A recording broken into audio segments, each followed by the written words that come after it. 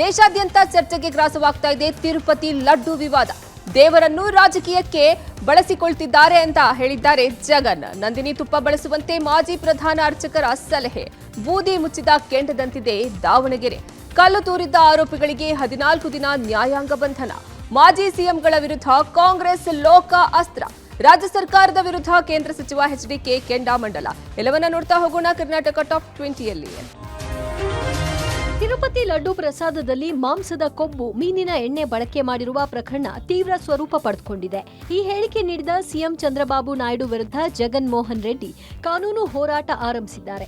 ಸರ್ಕಾರದ ಆರೋಪಗಳಿಗೆ ಖುದ್ದು ಪತ್ರಿಕಾಗೋಷ್ಠಿ ಮಾಡಿ ತಿರುಗೇಟು ನೀಡಿದ್ದಾರೆ. ದೇವರನ್ನ ರಾಜಕೀಯಕ್ಕೆ ಬಳಸಿಕೊಳ್ತಿದ್ದಾರೆ. ಇವರ ವೈಫಲ್ಯಗಳನ್ನ ಮುಚ್ಚಿಕೊಳ್ಳಲು ದೇವರನ್ನ ಮಧ್ಯದಲ್ಲಿ ತರ್ತಿದ್ದಾರೆ. ಸಿಎಂ ಚಂದ್ರಬಾಬು ನಾಯ್ಡು ಅವರ ಈ ರೀತಿಯ ಹೇಳಿಕೆ ಸರಿಯಲ್ಲ.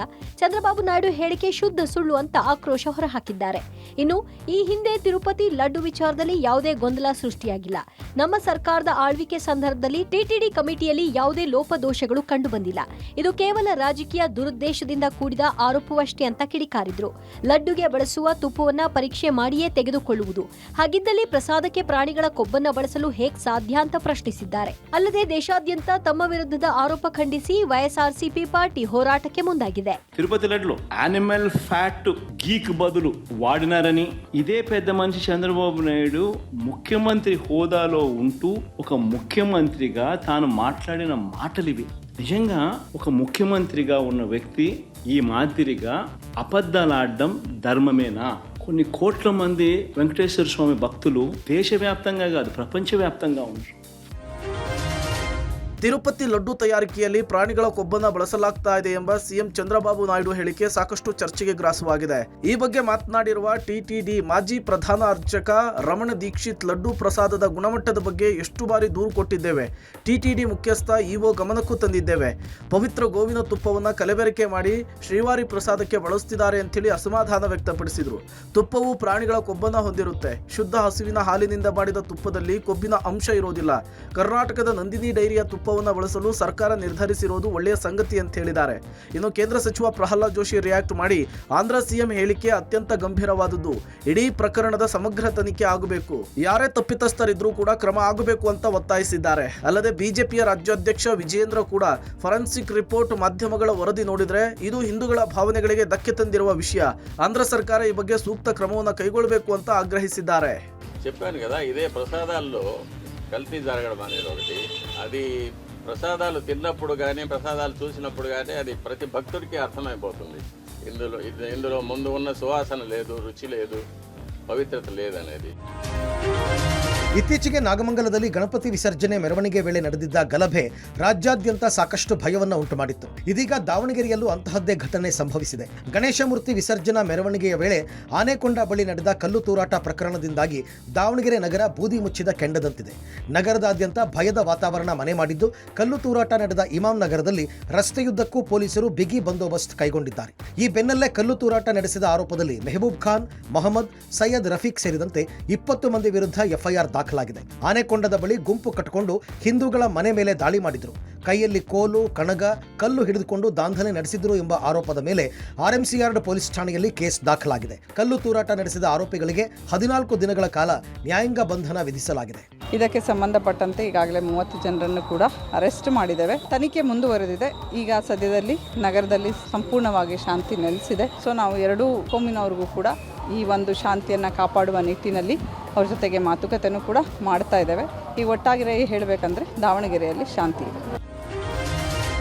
ಇಷ್ಟು ದಿನ ತಣ್ಣಗಿದ್ದ ಬೆಣ್ಣೆ ನಗರಿ ಕಳೆದ ರಾತ್ರಿಯಿಂದ ಧಗಧಗನೆ ಉರಿತಾ ಇದೆ. ಗಣೇಶ ಮೆರವಣಿಗೆಯ ಮೇಲೆ ಕಲ್ಲು ತೂರಾಟ ನಡೆಸಿದ ಇಡೀ ನಗರವೇ ಭಯದ ವಾತಾವರಣದಲ್ಲಿದ್ದು ಪೊಲೀಸರ ಸರ್ಪಗಾವಲು ಹಾಕಿದ್ದಾರೆ. ಗಣೇಶ ಮೂರ್ತಿ ವಿಸರ್ಜನೆಯ ವೇಳೆ ಕಲ್ಲು ತೂರಾಟ ಪ್ರಕರಣಕ್ಕೆ ಸಂಬಂಧಪಟ್ಟಂತೆ ಸ್ಫೋಟಕ ವಿಚಾರವೊಂದು ಬೆಳಕಿಗೆ ಬಂದಿದೆ.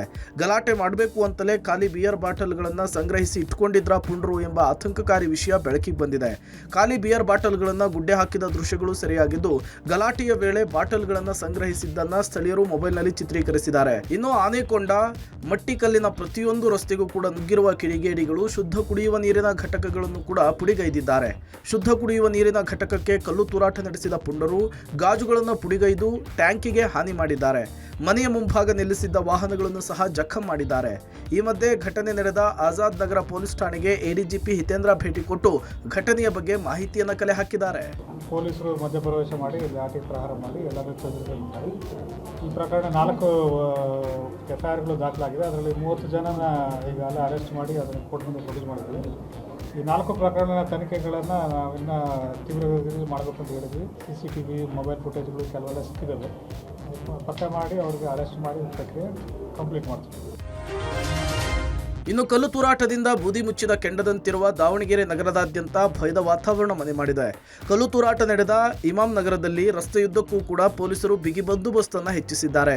ಹಾವೇರಿ, ಶಿವಮೊಗ್ಗ ಜಿಲ್ಲೆಗಳ ರಿಸರ್ವ್ ಪೊಲೀಸ್ ತುಕಡಿಗಳು ಸ್ಥಳದಲ್ಲಿ ಬೀಡು ಬಿಟ್ಟಿದ್ದು ರಾತ್ರಿ ಇಡೀ ಗಸ್ತು ನಡೆಸಿವೆ. ಮತ್ತೆ ಅಹಿತಕರ ಘಟನೆ ನಡೆಯದಂತೆ ಮುಂಜಾಗ್ರತಾ ಕ್ರಮ ಕೈಗೊಂಡಿರುವ ದಾವಣಗೆರೆ SP ಉಮಾ ಪ್ರಶಾಂತ್ ಪರಿಸ್ಥಿತಿ ಹತೋಟಿಗೆ ತರಲಿಕ್ಕೆ ಮುಂದಾಗಿದ್ದಾರೆ.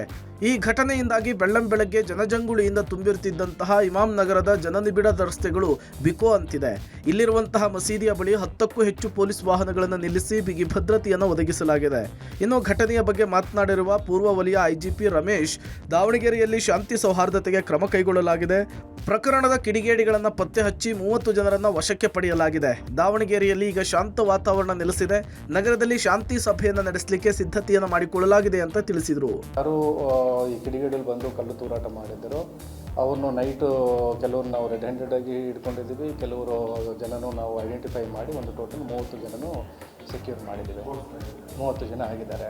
ಅದಾದ ನಂತರ ಇನ್ನೇನೆಂದರೆ ಈ ಕೆಲವು ಸಾಕ್ಷಿಗಳು ಸಿಕ್ಕಿದ್ದೇವೆ, ಸ್ವಲ್ಪ ಸಿಕ್ಕಿದ್ದೇವೆ. ಅದ ಮೇಲೆ ಇನ್ನೂ ಐಡೆಂಟಿಫಿಕೇಷನ್ ಮಾಡೋದು ಪ್ರಕ್ರಿಯೆ ಇನ್ನೂ ನಡೀತಾ ಇದೆ. ಯಾರ್ಯಾರು ಅದರಲ್ಲಿ ಭಾಗಿಯಾಗಿದ್ದಾರೆ, ಬಂದು ಗಿಡಿಗಳು ಅದರ ಬಂದು ಶಾಂತಿ ಸುವ್ಯವಸ್ಥೆಯನ್ನು ಡಿಸ್ಟರ್ಬ್ ಮಾಡಿದ್ದಾರೋ ಅವರೆಲ್ಲರ ಮೇಲೂ ಒಂದು ತಕ್ಷಣವಾಗಿ ಆಕ್ಷನ್ ತಗೊಳ್ತೇವೆ. ಕಾಂಗ್ರೆಸ್ ವಿರುದ್ಧ ಮುಗಿಬಿದ್ದಿರುವ ಮೈತ್ರಿ ಪಕ್ಷಗಳ ವಿರುದ್ಧ ಸರ್ಕಾರ ಸಮರ ಸಾರಿದಂತಿದೆ. ಮೂಡಾ ಹಗರಣ, ವಾಲ್ಮೀಕಿ ನಿಗಮ ಹಗರಣಕ್ಕೆ ಸಂಬಂಧಿಸಿದಂತೆ ಆರೋಪ ಮಾಡಿದ್ದ ವಿಪಕ್ಷಗಳ ವಿರುದ್ಧ ಸರ್ಕಾರವು ಲೋಕಾಯುಕ್ತ ಅಸ್ತ್ರವನ್ನ ಬಿಟ್ಟಿದೆ.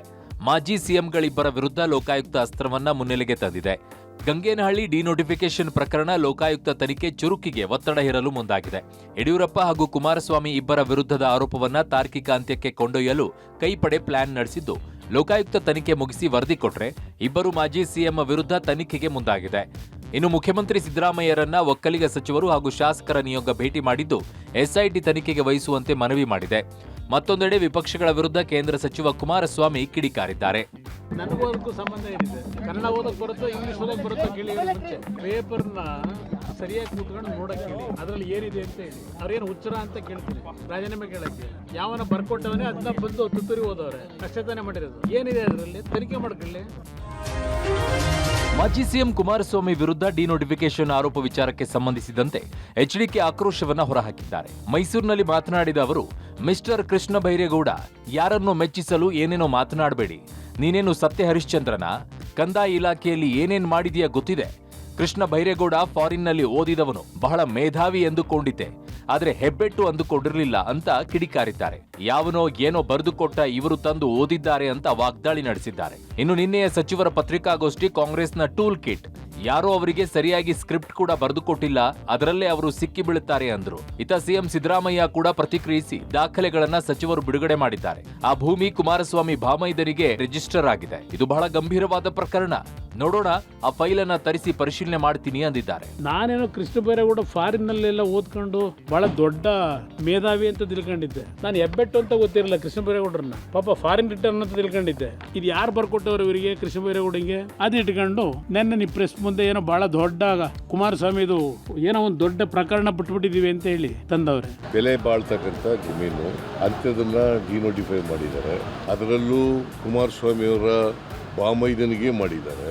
ಆಮೇಲೆ ಅಧಿಕಾರಿಗಳು ಬರೋದಿಲ್ಲ, ಸ್ವಾಧೀನ ತಗೊಂಡಾಗಿದೆ, ಇದು ಅವಾರ್ಡ್ ಎಲ್ಲ ಕೊಟ್ಟಾಗಿದೆ ಅಂತ ಹೇಳಿದ್ರು ಮಾಡಿದ್ದಾರೆ. ಮತ್ತು ಯಾರು ಸತ್ತೋಗಿದ್ದಾರೆ ಅವ್ರ ಹೆಸರಿನಲ್ಲಿ ಮಾಡಿದ್ದಾರೆ.